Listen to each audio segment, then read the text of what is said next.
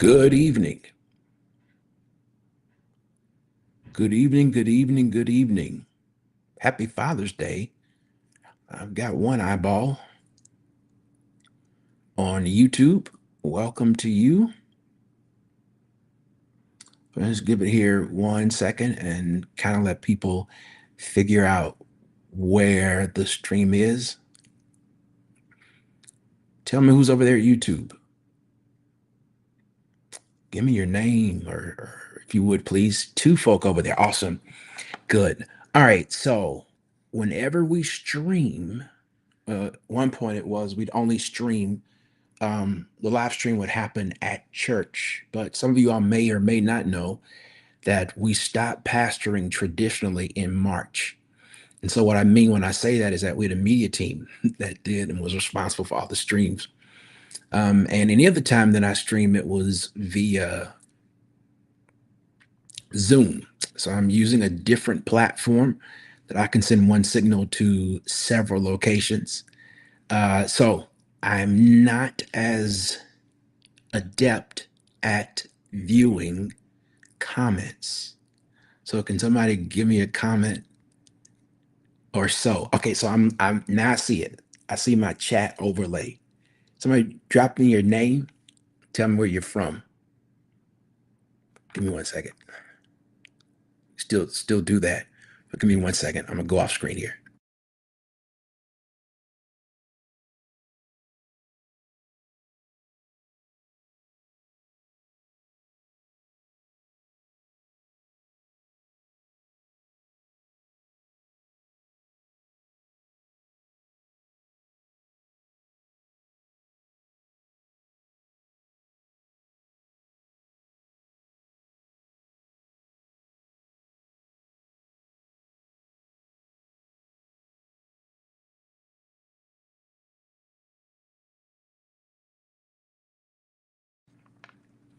All right.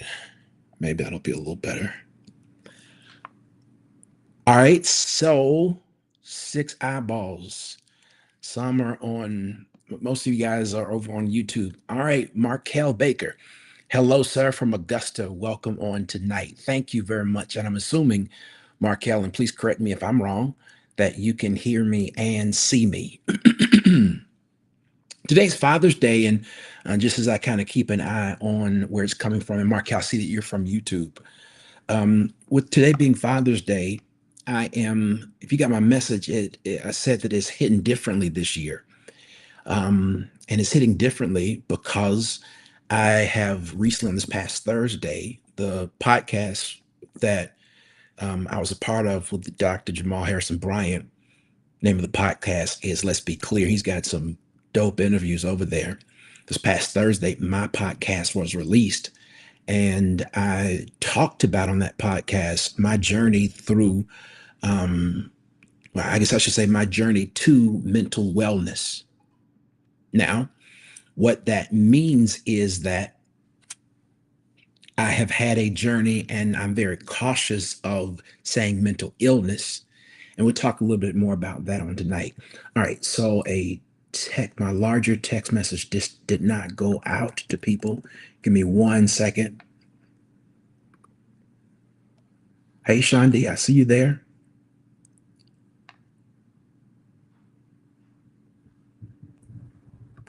1 minute.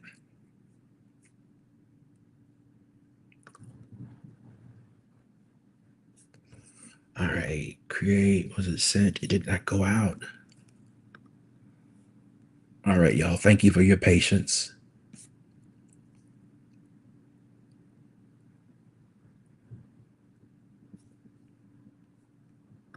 Links for streams.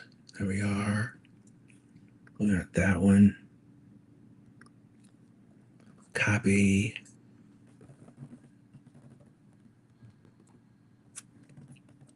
Okay, and we're going to send it.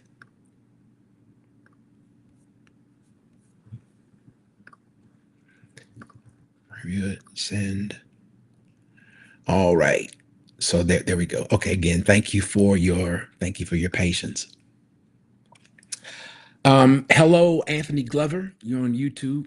My wife wants to watch too. Please, let me just say that tonight isn't just for men. It's a conversation about men, and particularly Black men, around mental health.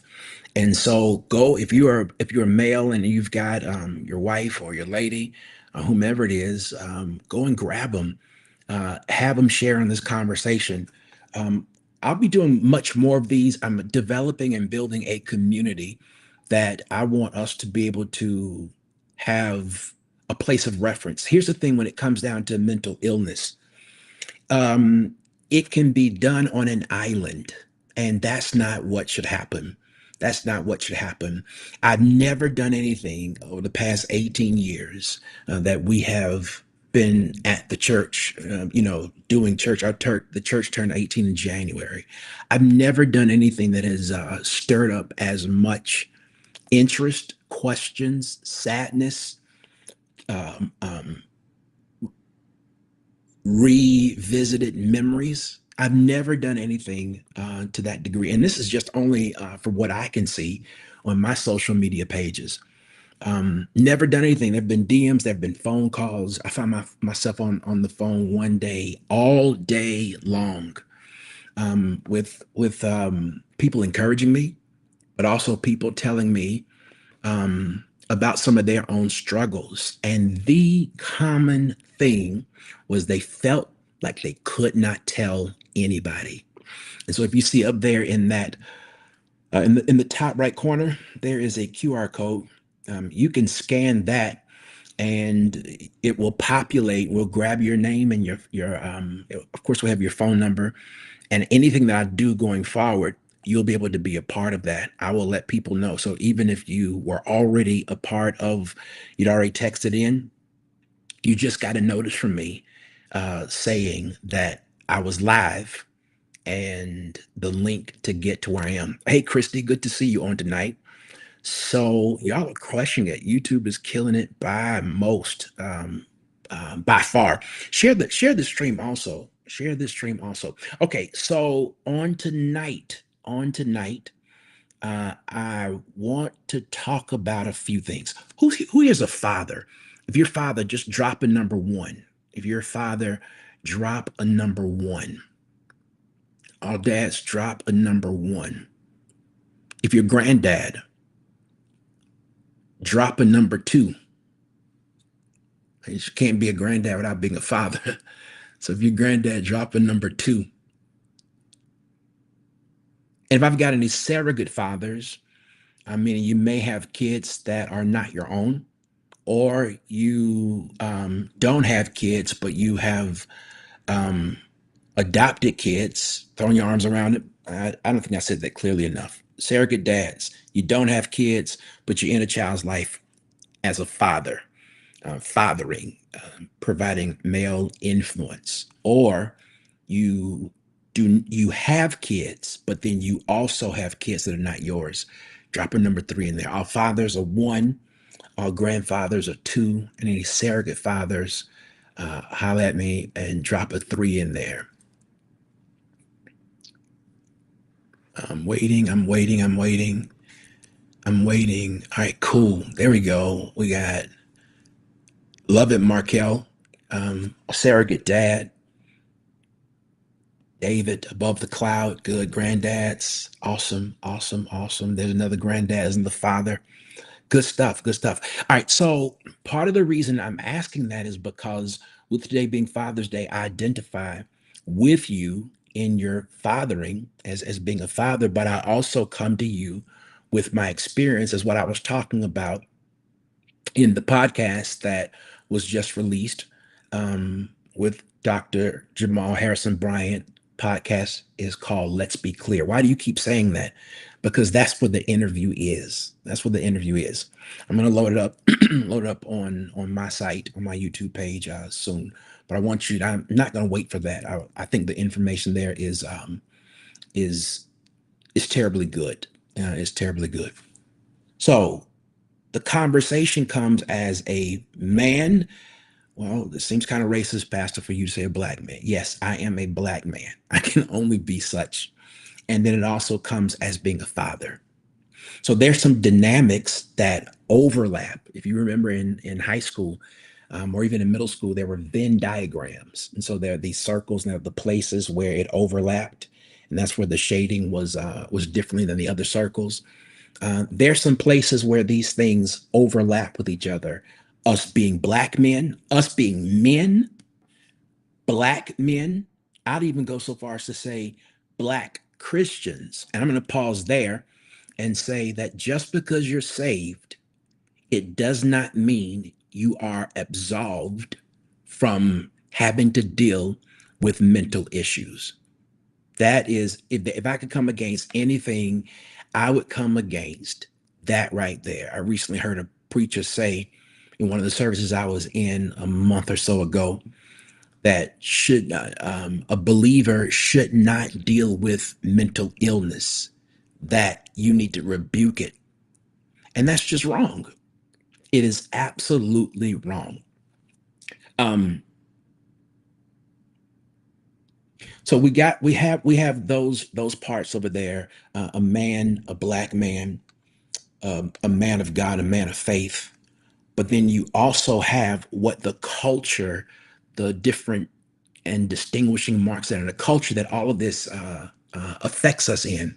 I'm going to talk about three things that affect black men in a disparate way versus others. And I want to not just look at the bad. I believe if we can start looking at where God is, our conversations will change, our mindsets will change, life will change. Okay, so let me give you this piece on mental illness. Mental illness, mental illness. I said I am slow to say my mental illness, and part of that's because words do have life. The other thing is that I don't want to claim anything that is not mine. I don't want to get too Christianese right here, but at the name of Jesus, every knee shall bow. And the last I checked, over the past 25 years, I've had to move through this place of surviving to thriving. Mental illness has a name. And so if it has a name, it must bow at the greatest name that there is. Got 27 people that are viewing across all channels. Associate yourself, please, or rather share out this message if you would. Share it, send it to somebody. If you're to somebody, if you're on our YouTube channel, which is where the majority of people are, take a moment to like, share, and subscribe. Most importantly, subscribe. I'm trying to get to that 1,000 number. Um, really am. So if you'd be a part of that, that would be great. All right. So what was I saying? I'm kind of flowing. So three things that I want to discuss on tonight when it comes down to fathers. I think the word that is used the most is the word depression. And pharmacist or big pharma is getting richer and richer, not only around the meds that are prescribed for mental health, but across the field, you name it, it's being medicated with big pharma. I am the medicines that I take are it's big pharma. And it has been studied and researched out that because your brain can change, literally change, and there's the imbalance of the chemicals that the brain is producing, then that's where the medicine, if you would, comes in to address the illness. I hope you see what I just did. People talk about and reference mental illness. Okay, let me give you this piece.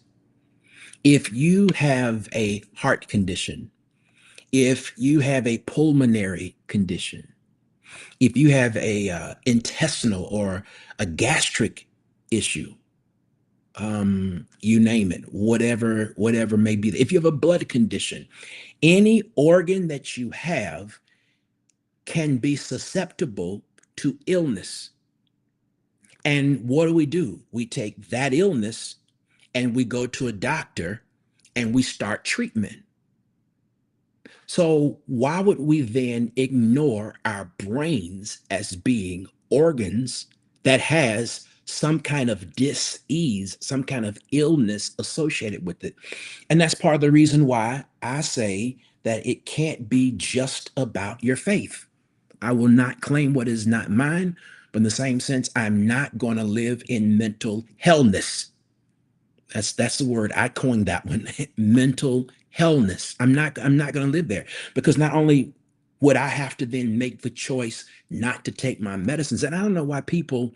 I don't know if it's just a man thing that I'm too macho. I don't need help. I don't need any medicine. But if the medicine is going to bring balance to something that has some offset in it that is creating and qualifying in a larger sense as being mental illness, why would we not take medicine? To me, it just does not make sense. It doesn't make sense. And so, to that end, we have to understand that this is a decision to make. My whole reason, my whole purpose um, is to not to begin to normalize mental illness. My whole purpose for sharing is twofold. Number one, this is the assignment of this next season that God has snuck in on me. That's a whole story for another day. I know that me talking to you now and any of the future, in the future lives or interactions that I have with people, whether it's one-on-one, as groups, as churches, as schools, as civic organizations, as in government, in corporate America, it will be to show that you do not just have to survive. That is the last thing that God wants you to do, is to have to survive. I have learned to thrive. Now, I talked about mental healthness. There's something that happens on the inside of someone who is struggling with whatever mental issue that there may be that almost cannot be described. But that person is in community. And so what is going on the inside of them is affecting the larger community. I'm going to use myself as an example. I've been married for 26 years. My daughter will be 25 in October. My son is 20. There's nowhere in the world I could live with what was going on in my head without it affecting my heart, without it affecting my spiritual life. There's no in the world I could live with that and it not affect my wife, my daughter, my son, our children, our family. Do you see all those dimensions? Because not only does my daughter relate to me in one way, my son relates to me in a way that my daughter does not. And then as children, they relate to me in a different way. And then my wife, and then the mother of there's so many different dynamics that my hellness can be brought to. And ladies and gentlemen, particularly, if we do not give redress to that gnawing that is on the inside, if we let our pride continue to dictate what our next steps are and what we do and what we don't do, if we continue to take medicine, let me talk about that for a moment. The pain that can be ignited on the inside is what we go and get pain medicine for. And different people have different pain medicines. Some people you numb out on Netflix because that series gets you going, and just for a little while you can forget about real life. Some folk take on the extracurricular activity or continue of marijuana. There's a whole nother debate about marijuana and mental illness. Not going to go there now. Some people, so my diagnosis was not only depression, anxiety, severe anxiety, severe depression, but it was also bipolarity, bipolar 2. And the difference in 1 and 2 is that you can tell when someone has bipolar because they're manic or they're depressive. They're very, very excited and, they can conquer the world. And then they find themselves totally numbed out, sitting in a dark room, not taking a bath, not taking care of their hygiene. You can see the swings more easily. Bipolar 2, it's still two different poles, but unless you know someone really, really well and can see the patterns, you're not going to notice the different swings. And so, um, shucks, I forgot what I was saying. Why'd I even get to that? I was talking about my diagnosis. I don't know if somebody reminds me, I'll pick back up there. But I do want to. All right, Sky, I'm trying to preach. I'm trying to preach. Yes, ma'am. Yes, ma'am. Those of you who are just joining in, um, hit that subscribe button, please. The majority of those of you all who are watching, you're on YouTube. I'm really trying to get to that 1,000 number. Hit that subscribe button for me, please. And then you see that QR code that's up there in the top. If you're not on your device, scan that, and it would be good because you'll then pop into my own group, my texting group. Part of what I'm trying to do is establish a community, that we have more conversations like this. I want to start leading groups. I just put how you can text it in, text JW3 to 844-868-9955. While you're clicking subscribe, also click the like button. That helps the algorithms go up. If you would please, there's something else that I wanted you all to want y'all to see. Okay, I'll talk about that one later. But let me, and then somebody remind me what I was trying to say. It's so much on the inside of me, so much that I've learned. I'm really looking forward to being a leader in this space and helping people. My tagline is I'm done surviving, I'm thriving. I'm sorry, I went back to where that came and how that came. It was nothing I'd been thinking about. It wasn't any branding specialist that or expert that helped me get that. It was me being reflective on my life and the many, many victories that I've had. And this was 3 months or so ago, maybe 4 months ago. And I remember sitting there. I was sitting at our kitchen counter. My wife was on the other side of the counter.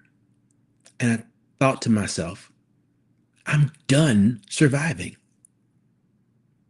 I'm thriving. But I just say that mindset has everything to do with the place that you're in. Mindset is the difference in seeing the glass half empty and half full. More about that later. So depression. I know I was talking about depression. I'm all over the page with my little notes here, and give me another 20 minutes or so, and then we'll hop off. Um, Depression has so where does depression come from? There are lots of different ways. Let me just give you a few. I don't know if you all know this or not, but not only depression, but mental illness can be genetic. It can be genetic. There can be family history of various mental illness conditions.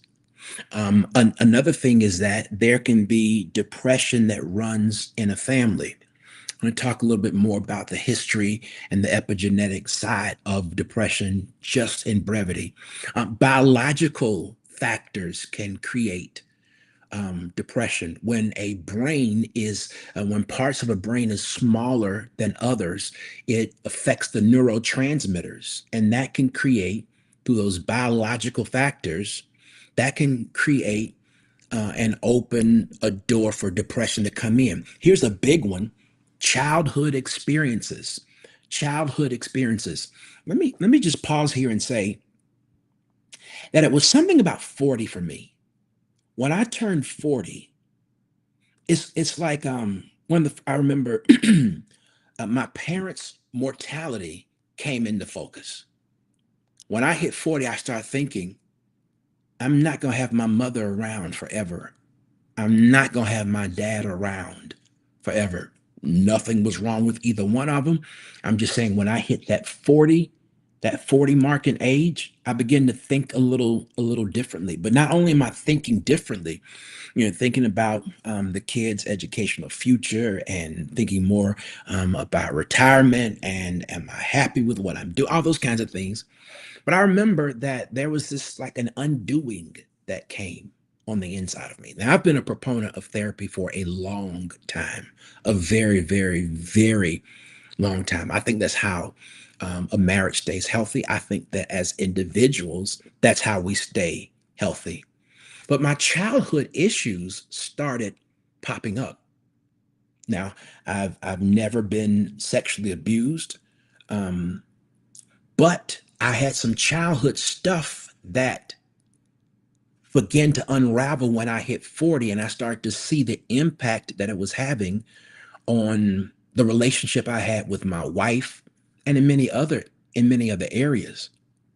And as I began to process through that, it started to even produce some depression. I don't know why do I feel like a man. You are mm, you are late 50s and you're trying to keep it together right now as you listen to me. Brother, help is here.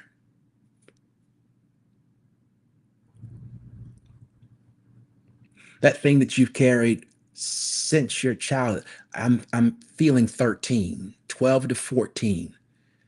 Um, right along in there. That thing that just it keeps haunting you and chasing you. In every area and place in life that you move, it shows up some kind of way. Help is here. God loves you. One of the hashtags I use in my post is it's okay not to be okay. It's not okay to stay in a place where you can get help. Childhood experiences can bring on depression. Life events can also bring on depression. I could say much more about that. But again, even when I turned 40, the place where we were when we were at the age of the church, I had taken on a whole lot more. My kids were in a different place. There were new financial responsibilities that I had with them. There was a whole bunch, and life just started to weigh down on me. And you start trying to fill all these holes and be all things to all men, and that was exacerbating what was already there. Behind every mental illness, there is stress.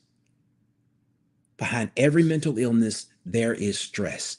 And when the pressure of life increases the stress, whatever is there is going to begin to rise to the top. All right.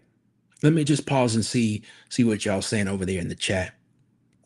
I'll give you some time to matter of fact, let me go ahead and do that. You got a question, you want to make a comment, you go ahead and get popped into the I don't know, the green room backstage. Okay, I think this is it. I'm gonna just drop that in the chat right there. You can go ahead and click on that link and you'll come right back here and I'll be able to see you. I'll be able to see you here. Is that the right one? JTC. Hold on. Can I delete that one? Okay, good. Hide. No, I need to hide that one. Copy, paste, put that one there. Okay. All right. So there it is. Show. Well, that don't help y'all, does it? I don't want to just show you. You got to click on the link. You got to click on the link. Go to the chat, click on the link. You got a question or a comment to make. There you have it. Thank you, Charmaine. Adverse childhood experiences. Right Sky triggers. That does it. David Martin, you were talking about your diagnosis of depression, anxiety, and bipolar 2. Thank you, Dave, for getting me back on target. But man, y'all with me. I guess I probably should have been. I probably should have been looking at the chat. All right, somebody just showed up, Candace. Give me 1 second, and I'll be right there with you. Um, yes, medication, the importance of it was the direction you were going. Y'all, thank you. Y'all are the best. I'm gonna start calling my community thrivers. We're thrivers. We're thrivers. Thank y'all very much. All right, so that's how depression comes on. Why am I talking about this? Because sometimes you don't know how you got to where you are.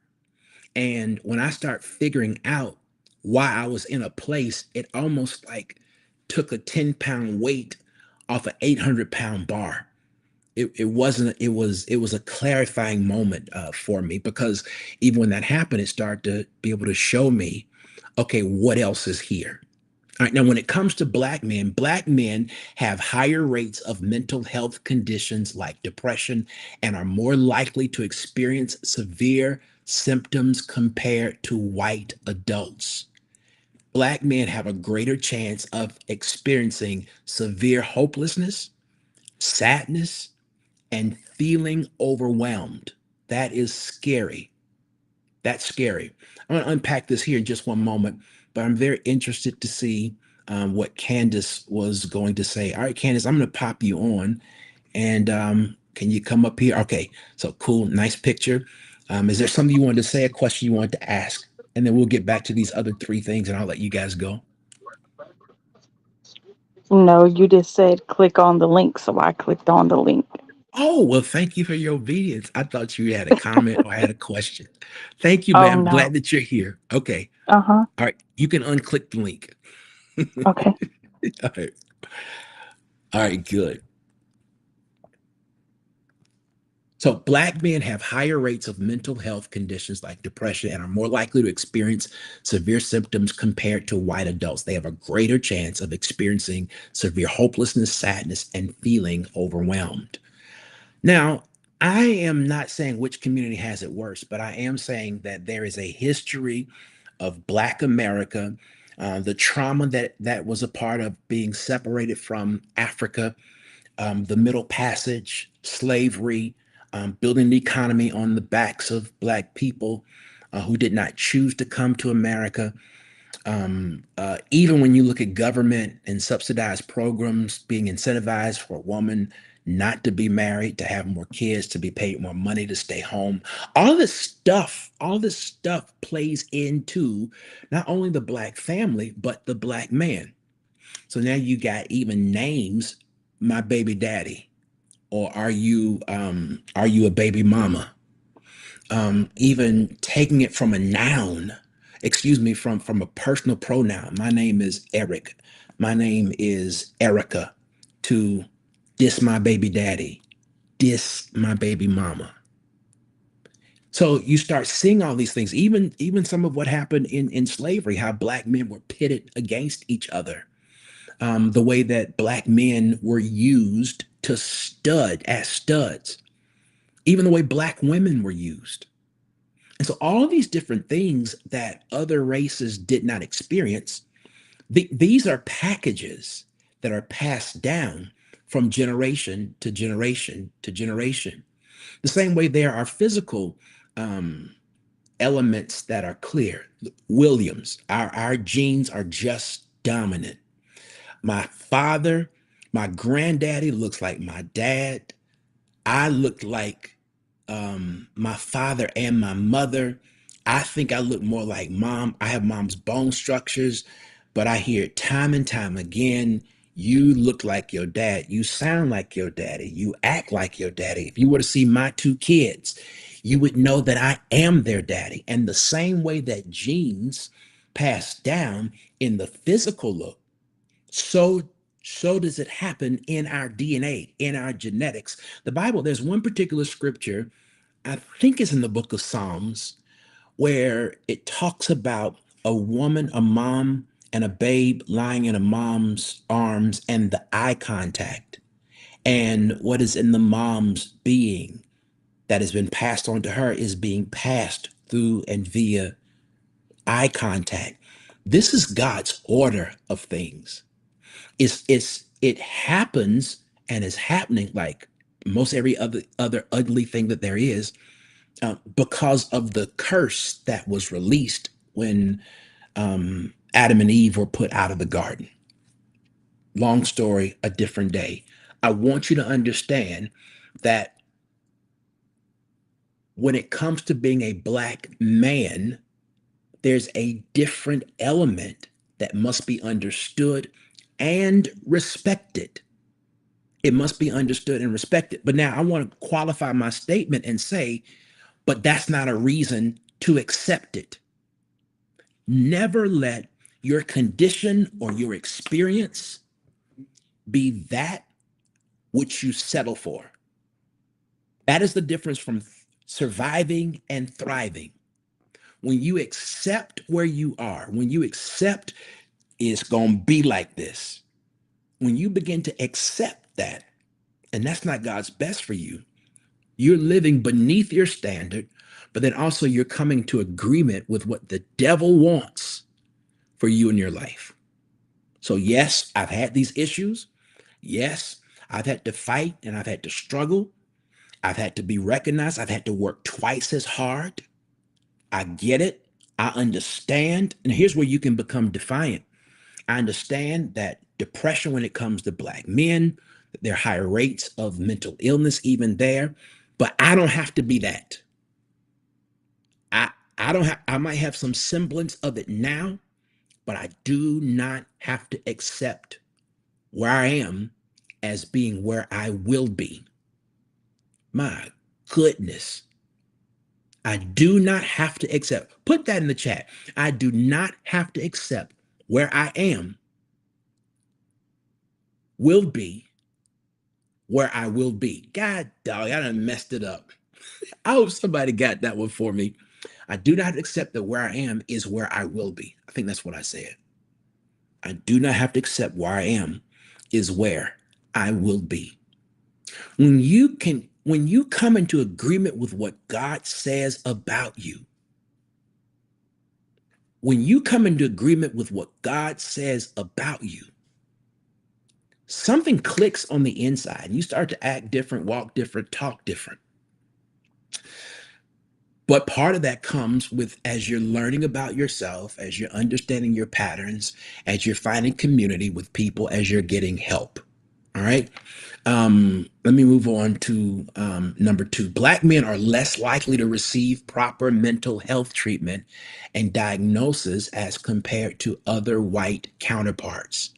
Less than half of Black Americans with mental disorder get the treatment that they need, which is only half the rate of white Americans. I was I was talking to, let me see, can I tell y'all who I was talking to? Would that be, how about this? I was talking to some white professionals that were in the church space, and this whole conversation about mental health came up. And then we were talking about pastors, and they know that I'm in therapy, that my wife and I are in therapy. And they said, made a very shocking statement to how they put it, white pastors count it a badge of honor to say that they have a therapist. I was shocked. I did not know such. And then they went on to say it is like being a member of a country club. What? That's where white America is. Now we're talking about pastors, okay? Again, we cannot be so blanketed as to say, all groups, whatever. But I am talking about some professionals that have intimate interaction and connectivity over long periods of time in white church. Okay.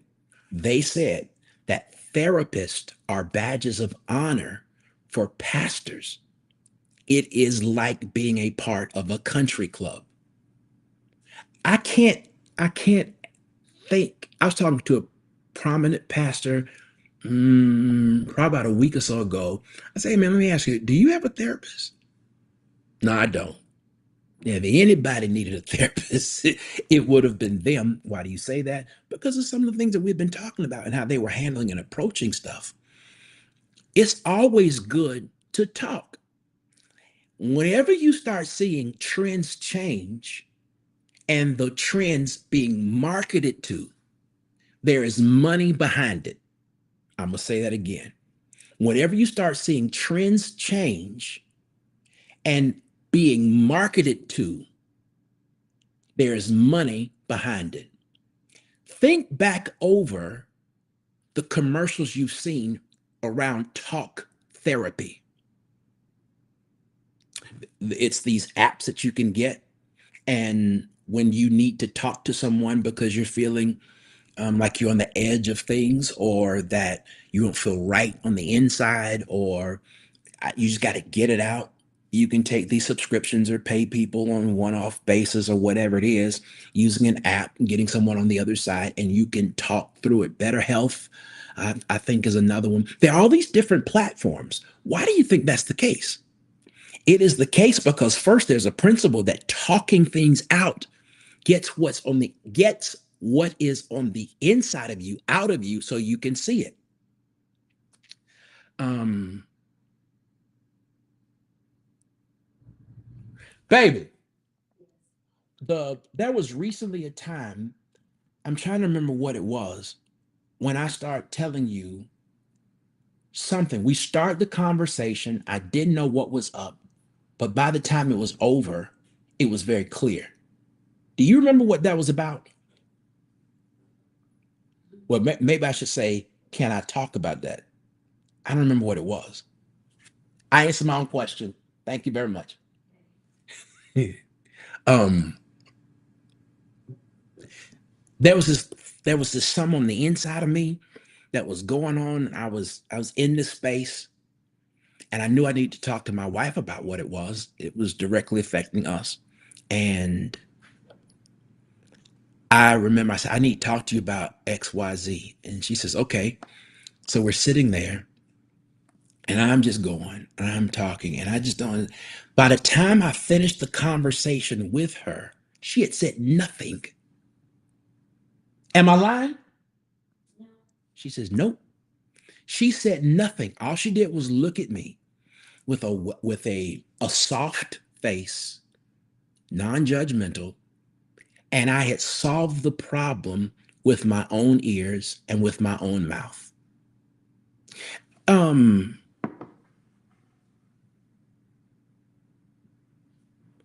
my purpose in my time today is, yes, Father's Day is hitting different from me this year, but I hope you see that there are some principles, that there are some techniques, and there's some tools that I'm also being able to offer, and that's a big one. Now, there's got to be some other things that go around to it. There have actually been some times who, Pastor, you don't know my wife. Pastor, you don't know my husband. You don't know my lady. You don't know my man. I get it. I understand. I get all that kind of stuff. But what I'm also saying is, God will meet you where you are. He'll meet you where you are. There have been some times I couldn't get nobody on the phone. My wife wasn't hearing me. The dog wasn't hearing me. Nobody was hearing me. I just go get in the car and just drive. Just drive with the windows down, yelling, talking to myself. If I had to cry, cry. And I get back, I feel so much better. You got to get what's on the inside of you out. You cannot continue to carry that thing, or else you're opening the door and increasing the chances and the risk and the percentage of having to deal with depression. And once you get into depression, it is hard as hellness. Remember, mental hellness. To get out of that thing, it grabs you and it won't let go. Let me say, it can be hard to be let go. All right. So I hope you're picking up on that. All right. So let me just kind of go back. Those of y'all who are here again, the majority, yep, still so. The majority of you guys are coming from and logging in on Facebook. Please subscribe. I'm desperately trying to get to 100 subscribers. Subscribe and click that like button.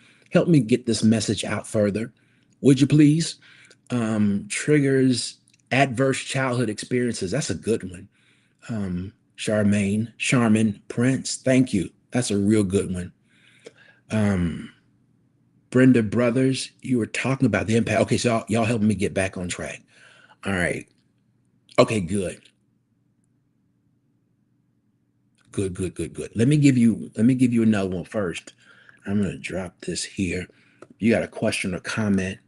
Um, Click that link if you have a question or a comment. That QR code up at the very top, you can scan it. Hop into my texting group where you'll come to know more about events like this. I'm going to start doing more stuff like this, um, but more in a community sense where we can see, hear, talk, touch each other in a limited way. And then also, if you cannot scan, if that QR code isn't popping up, you can just simply text JW3 to 844-868-9955. I'm going to wrap things up here in just one second, but if there's somebody out there that wants to connect with me one on one, you want to connect with me one on one, and you would want somebody to walk with you through where you are, I am going to drop that link here. This is to my scheduling calendar, and would love for us to possibly connect if it works, if it's a good fit. All right, so I gave y'all, yeah, black men are less likely to receive proper mental health and treatment diagnosis. And that's why I was talking about the white pastors counting therapists as badges of honor.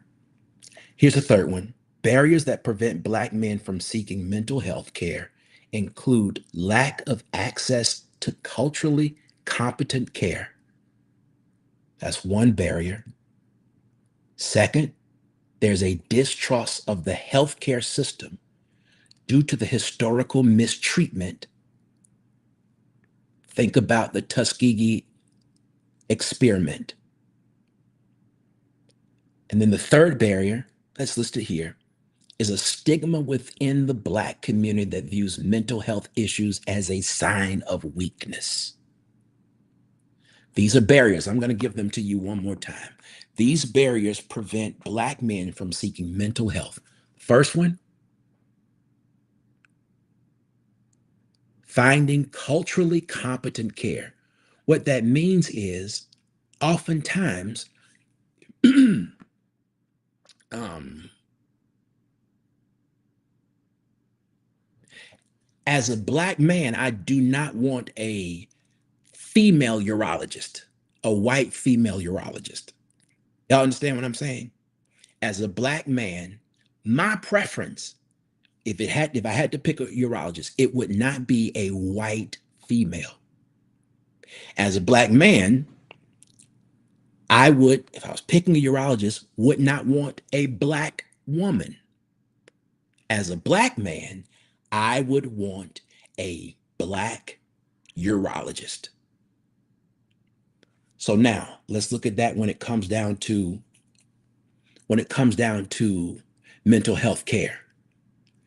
There's a stigma, there's a barrier that as Black men, we don't know where to go and look for culturally competent Black people, Black professionals to be able to talk to, in part because we think that they do not understand our struggle and our plight.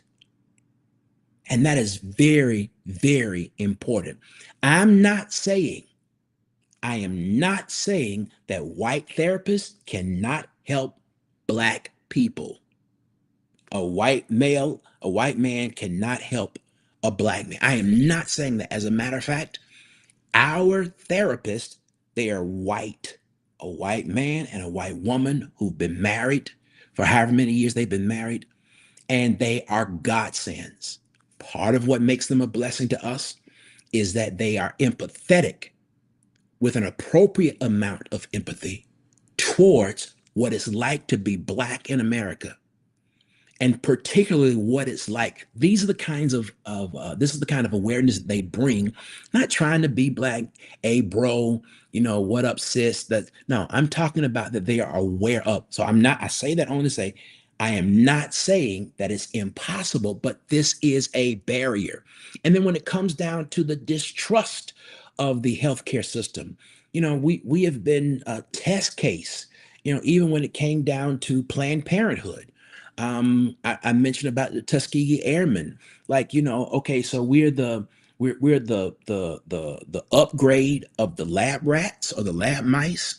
That's all of this thinking. So now there's this distrust. I'm not gonna let you into my life. But again, we got God on our side. I understand all these things, but I believe that God can lead me to the right person. And because God has given me discernment, I'll know when and how and who to trust.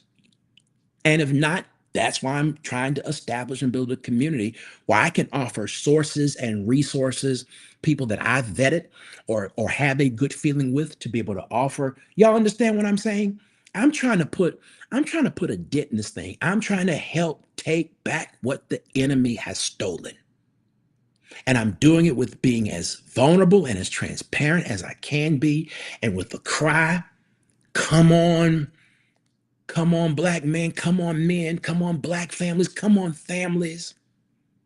We can do this. God's got better for us than that. So there's the cultural competence issue, there is the distrust of the healthcare system, and then there can be the stigma in the black community. In other words, our homeboys, our friends, or whatever, man, what's wrong with you? Oh, punk. Men ain't supposed to cry. That is the biggest lie that the devil has ever told. Men are not supposed to cry. And every one of us has an uncle, a big cousin, somebody that told us that lie. Men are not supposed to cry. If a man isn't supposed to cry, why did God give us tear ducts? If a man's not supposed to cry and experience and be in touch with his emotions, why did God make us emotional beings? We can feel happiness, we can feel we can feel excitement, but we cannot be moved to the expression of tears. It's a lie. It is a lie, and that has become pervasive in our community. That we get therapy another kind of way. You pick your way in which you get your therapy, and that's what people are seeming to embrace and hold on to, and that is not the case. So when we know the barriers, then we can now step over the barriers to get to a place where God is getting us to safe space, where God is getting us to some help. I hope tonight has been good. I'm looking to see if there are any other comments. It doesn't seem to be. Man, YouTube kicked butt on tonight. 28 folk are sitting over there at Jasper Williams 3. We got a few folk on our Facebook page. Um, do me a favor, if you would, please, and go and subscribe to my YouTube channel, as well as click the like button. It would be so appreciative or so appreciated. I would be appreciative. It would be appreciated. I'm going to one more time drop a couple of things there. You want to connect with me? There's my schedule, and would love to do that with you. And then the next thing that I would do, I'll share with you, is in the top right there is my QR code for those that want to be a part of my community. Again, I'm establishing a community when I do things such as this. You will be alerted. You can hop out of the community anytime you get ready just by clicking stop, and I will stop sending you text messages. If you cannot get to that QR code that's there, then I just sent you what you can do to text in. It's the same, leads you to the same place. Text JW3 to 844-868 9955. 9955. I ought to be able to. Oh, I can do that. There we go. Text JW3 844-868 9955. Hey, Garrison. Hey, man. I owe you lunch. I've been thinking about you and praying for you. I love you, sir. All right. Doesn't seem to be that there are any other questions or comments. I hope tonight has been beneficial for somebody, that has been educative in some sense, in some way. If you have not seen the podcast with Dr. Brian and I, well, two things. Let me say, when you go to the YouTube page, my YouTube page, Jasper Williams 3 underscore is what it is. I think I dropped that link earlier. If not, just look Jasper Williams 3. I think this is it right here. Let me see. If I give y'all the wrong thing, let me test it myself. Yep, there it is. All right, all right, all right. All right, so there's the link to my YouTube channel. When you first land on the page, there is there will be a video that automatically starts playing. It was I was able to teach at New Birth, their group therapy, um, and that was a good time for me. It was affirming in so many different ways. But so that's one piece that there's some good stuff in there that you can take and apply and use and benefit by. But then also, if you go to Dr. Bryant's podcast, go to it on YouTube. Let's be clear. The name of the podcast is Let's Be Clear. Jamal Harrison Bryant, and I am the most recent podcast that is there. It was just released this past Thursday. He drops a new one every Thursday. If you want to see what that's about, would love for you to do that. Tonight's been my pleasure, and if y'all send me some feedback, whatever, even if you reply to that text message, I want to do more of what more needs to be done. I want to be talking about something that people could care less about. But the fact that I think the most we had tonight was 38 people on, and I still got 30. That means a lot. I mean, I said something to somebody for you to give up your time or offer your time tonight at 8 o'clock and still be hanging in here with me. I appreciate it. I count it an honor to have spent the moments that I've spent with you. You all have a great evening. You're welcome, Laverne. Come on, somebody. All right, Sky. I love it. I love it. I love it. Y'all have a great night and a good rest of the week. God bless y'all.